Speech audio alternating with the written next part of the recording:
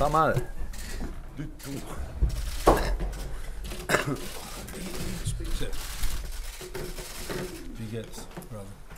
Oh. Okay, guys, just while these photos are being taken, I'll just quickly run through the formalities. Jordan Henderson will be our player, and he'll be in when Jurgen's concluded his part of the press conference. For those of you attending the media training, so the media section of the training, not the media training, later on, that starts at 5:15 p.m. UK time, access to Melwood from 4:45 p.m, which is 30 minutes prior. For the press conference, for those of you who are here for the first time, we ask that you indicate by raising your hand, and we'll get around as many as we can. Our microphones are situated at the front rather than sending a mic around, so if you could project the question, and to the photographers, as we always ask, if you could, when the question's being asked, so the manager can hear what he is being asked, if you can keep the clicking to an absolute minimum, and he will remind you if you don't, I'm sure. So Vinny is going to kick off proceedings. Jurgen, just start with, can we check on Firmino? Is he definitely going to be okay to play after that eye injury he picked up at the weekend? No, not definitely, but yeah, if he would play today, no chance. But we all hope that there's a chance until tomorrow. So it's first of all, that's good news that it's will be close to the game. So because when I think everybody who saw the picture after the game, well, we were all shocked, and then when we had first time contact with him again after he was in hospital, was a big relief for all of us. So it's painful. It's nobody wants to have that. Nobody needs that. But he will be fine. We only don't know exactly when. So another 30 hours roundabout, I'm not sure, until the game, and so we will see how it develops. Donc, en ce qui concerne la blessure de Roberto Firmino, c'est certain qu'il va jouer. Il peut jouer demain soir. Donc, si le match se passera ce soir, douteux. Mais, enfin, c'est de bonnes nouvelles parce que tout le monde avait peur après avoir vu les images, après le match de samedi.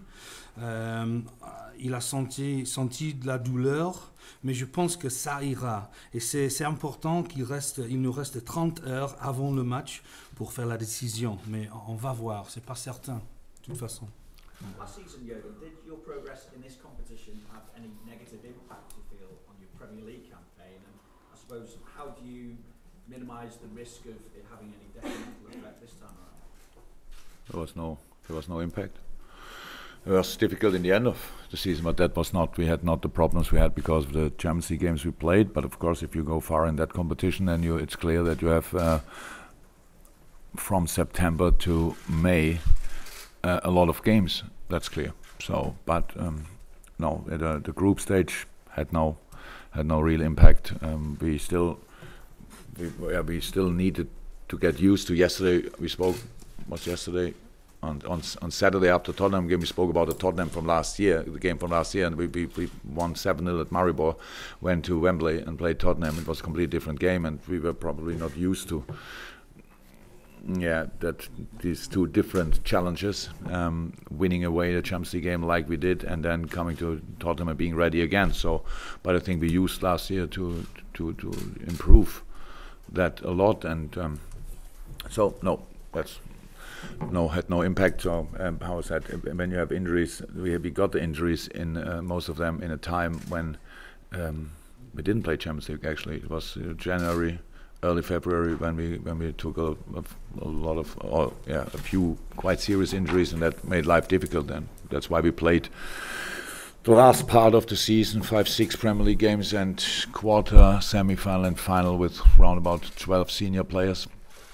Yeah. That was it, but it was still a good journey. We still enjoyed it, and but it had nothing to do with this year. So with that year, it's a different task, different challenge. Est-ce qu'on pourrait dire que l'an dernier, la saison passée, être en finale de la Champions League a impacté négativement sur la campagne en championnat? Je crois que cette année n'a rien à voir avec l'an dernier. Je crois que c'est sûr, si on veut progresser en Champions League, on va avoir un calendrier très très serré entre septembre et mai. Mais normalement, l'an dernier, on a fait avec, en phase de poule, on n'avait pas de problème, pas de blessure. Mais ça affecte un peu la façon de s'approcher les matchs en championnat après les déplacements. Par exemple, on s'est déplacé à Maribor, on avait gagné 7-0, mais on arrive à Wembley pour jouer contre Spurs. On prépare le match d'une manière différente. Peut-être l'an dernier, c'était une manière d'apprendre comment faire avec le calendrier serré. Je crois qu'il n'y a aucun problème du tout en jouant dans les deux compétitions, ou même 3 ou 4 compétitions. Et on a utilisé les expériences de l'an dernier pour nous servir d'une façon positive pour cet an. Par exemple, je crois que toutes les blessures qu'on a eues l'an dernier, ils se sont passés au mois de janvier et février. Et je crois que les matchs qu'on a perdus en championnat, au final, c'était vers la fin du championnat, fin du calendrier. Donc on a dû faire avec seulement 12 joueurs de l'effectif, 12 joueurs, disons, entre guillemets, expérimentés. Mais c'était une bonne aventure et on attend une bonne aventure cette année aussi. Simon. If Roberto isn't maybe quite ready for this one, how ready would Daniel Sturridge be to make his first ever Premier League start for Liverpool? First ever, did you say? Never started a Premier League. Champ- Sorry, a Champions League. Media training. D'accord, Phil. Ready. He would be ready. Clear. We're only short of options. That's never good then. So if Bobby can't play, then and Dom and Div can't, then it's we are a bit short of options because both of them are a doubt, at least because they got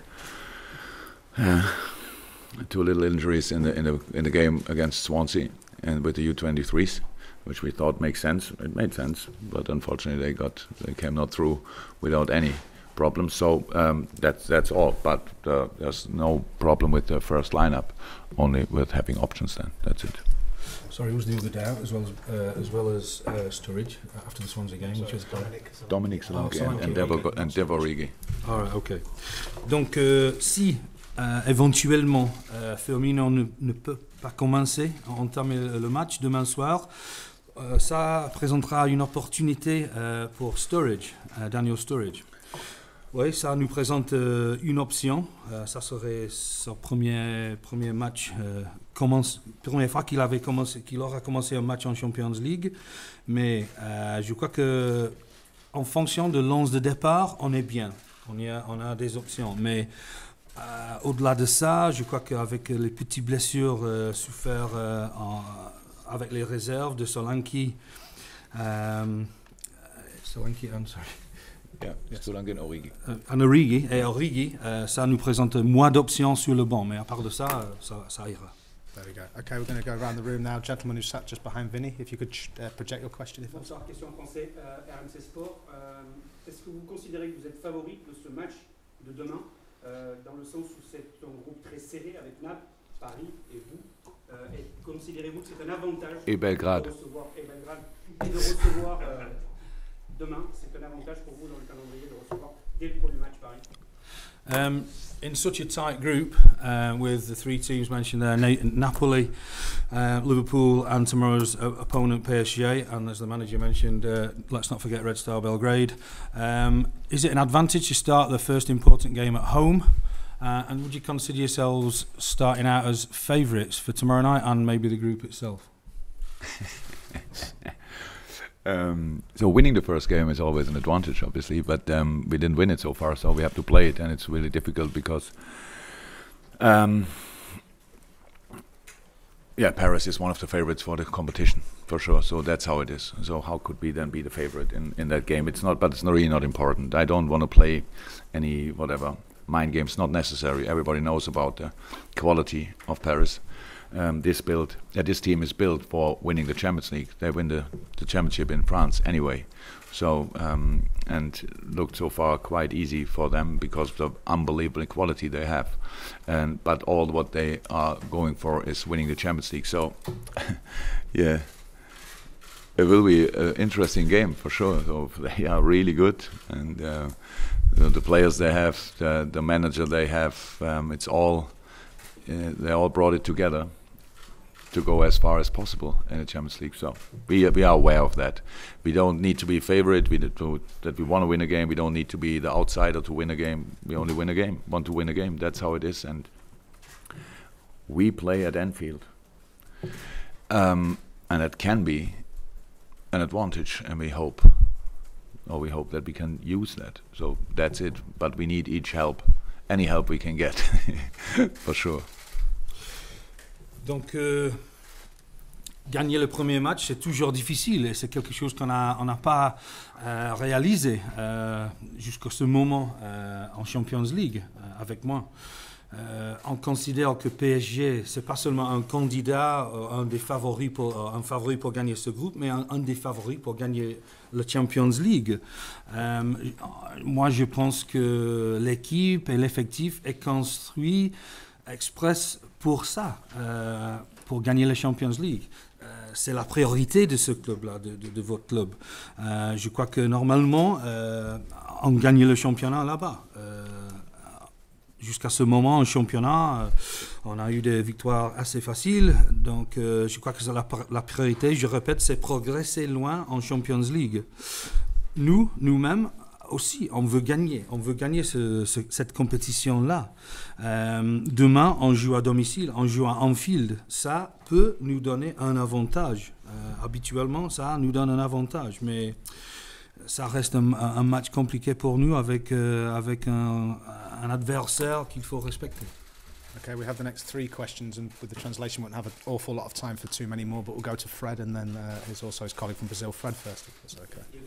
Question specifically about Neymar, because he has been under a lot of criticism, especially after the World Cup, because of his overreactions inside the pitch. People call it diving. Probably you heard about it. The last friendly against USA, Brazil, got criticism about it as well. As a manager, how could you prepare your team to face a player that by this type of behavior can change the atmosphere inside the game?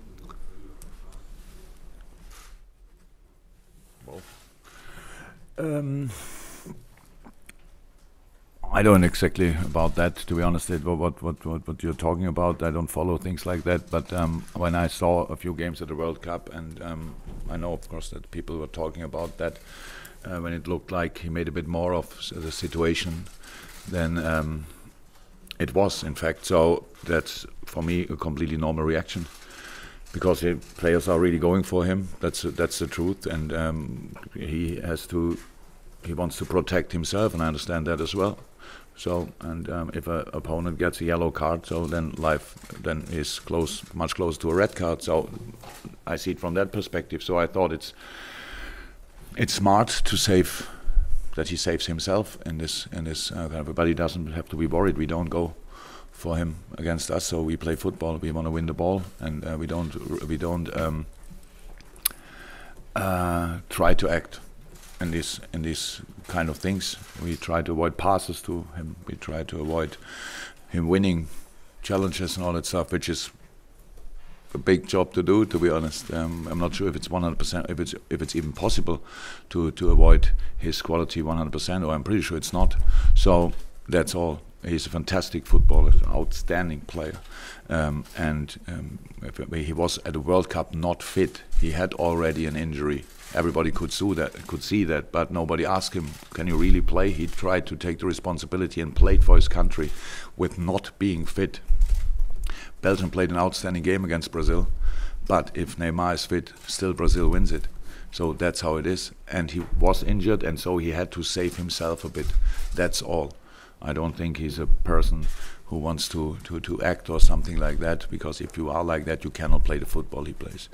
So so I don't think about these kind of things, to be honest. It's he played, so he got rested at the weekend, so he will be 100% fresh for us. He's not injured anymore, so we will see the full package, Neymar, the football package, and we still have to cope with that, and that's what we try. Yes, Phil. Ok. Pendant le mondial et après le mondial, après le match amical face aux États-Unis l'autre nuit, Neymar a reçu des critiques présenter son pays, Brésil. Il a décidé de jouer, même qu'il était un peu touché, un peu blessé. Donc normalement, on peut dire aussi que quand il joue bien, quand il est 100%, Brésil, normalement, a une très grande chance de gagner. C'est un joueur très très intelligent et de temps en temps, il a des défenseurs qui vont pour lui, qui sont un peu agressifs vers lui. Donc peut-être c'est normal qu'il veut se protéger un peu. Donc ça c'est normal. Mais je crois que demain, il a eu un petit repos ce fin de semaine face au Stéphanois. Il n'a pas joué, donc il sera frais, il sera à 100%. Et en attendant, voir le joueur, le Neymar, le joueur complet, 100% en forme pour faire face à lui demain. Try and take 3 quick ones. I think we're going to struggle because of the hands we've got. Just we don't want to hear from Brazil, and then we'll just do the last couple. Yes. In spite of Alisson's mistake against Leicester, how has been his impact on the progress of your team defensively? Oh, that's good. Very big impact. I'm completely happy, completely fine so far. Everything is good. Nothing to moan about. L'impact d'Alisson depuis son arrivée ici, à part de son erreur face à Leicester City en championnat, non, je suis très très content. Il nous a impacté énormément défensivement dans notre jeu. On est très content de lui. Gentleman at the back, yes. If you could shout the question, please.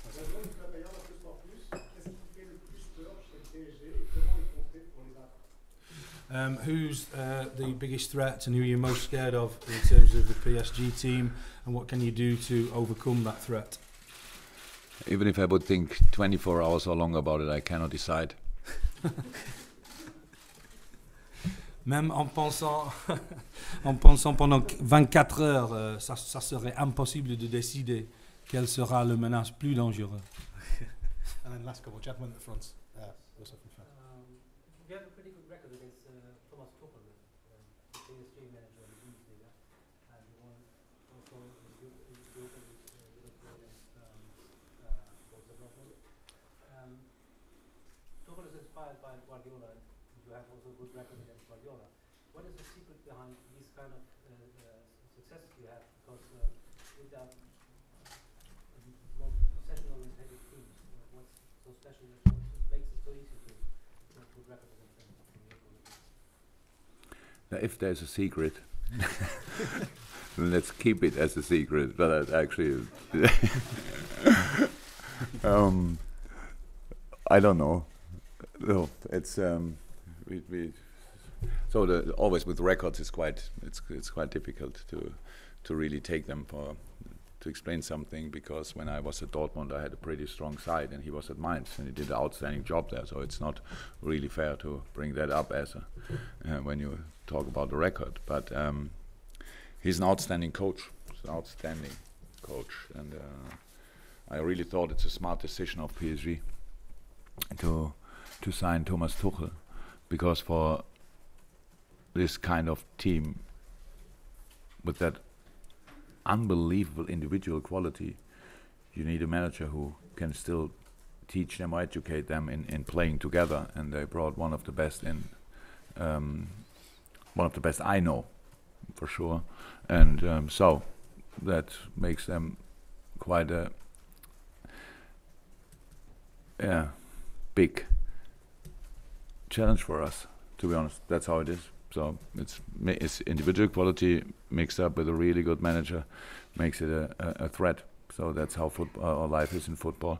But of course it's football, and so there are always possibilities, opportunities, how we will call it, to bring these fantastic footballers a bit more on your own level. And when you're on your own level, then you can beat them. That's how it is, and that's what we try to do, and that's what we always tried to do. That's it. But you cannot only defend against them, you cannot only attack against them. It's all about the rhythm, it's all about the mix, and it's all about the players on the pitch.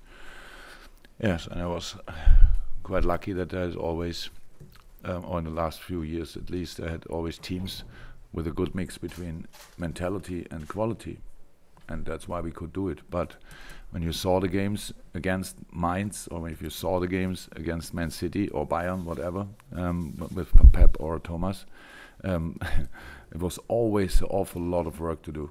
Unbelievable work rate necessary, and that's what will be tomorrow again. Because they're really smart in their positioning, they're really smart in a lot of things in football, but yeah, that's it. Then you have to work, and in football work means running. We have to run and close gaps and win the balls and use the space and all that stuff. I said a few times I like these challenges, but I only like it because I have a good team, a really good football team, and so that's why I said last year a few times, but if I would not be the manager I would watch this game 100%. I would watch it, and so now I have the most average place in the stadium actually to watch it, but I still will do. Okay. Another show. Thomas Tuchel était inspiré par Pep Guardiola en façon de style de jeu de ces deux entraîneurs. Normalement, vous avez un bon, statistiquement, vous avez un bon record face à ces deux entraîneurs. C'est quelque chose qu'on va voir demain soir. Peut-être aussi il y a une secrète pour ça. Donc, s'il y a une secrète, je ne vais pas révéler le secret maintenant. Mais je crois que c'est pas normalement les statistiques. Je prête pas trop d'attention aux statistiques. Par exemple, quand j'avais en fonction des face-à-face, moi et Tuchel avec Dortmund, quand il était entraîneur de Mainz, moi j'ai vu une excellente équipe. Il a fait un très très grand boulot à Mainz, mais j'avais un avantage peut-être parce que mon équipe était plus importante. En fonction des matchs avec Bayern et Pep, je peux rien ajouter à part de dire que avec leur tactique, avec leur style de jeu, Thomas et Pep, il faut bosser. Il faut travailler très très dur parce que leurs équipes sont très intelligentes et ils ne cessent pas de courir. Donc il faut courir également qu'eux. Il faut serrer les espaces, il faut être intelligent parce que normalement ils sont très intelligents avec leur placement sur le terrain de jeu. Mais étant donné tout ça, j'aime les défis, j'aime les challenges et je sais que j'ai une bonne équipe. Ça, c'est la raison pour laquelle j'aime les challenges. Et si je ne serais pas l'entraîneur de Liverpool, c'est certes que je regarderai le match demain soir. C'est sûr que sur le banc, c'est pas la meilleure façon de voir le match, mais en même temps que bosser, je vais regarder le match et je vais apprécier les tactiques de Thomas demain. Très bien. Plus ou moins. C'est ça. Thank you. Jordan Henderson's coming in next. Okay. See you. Thank you. Yeah.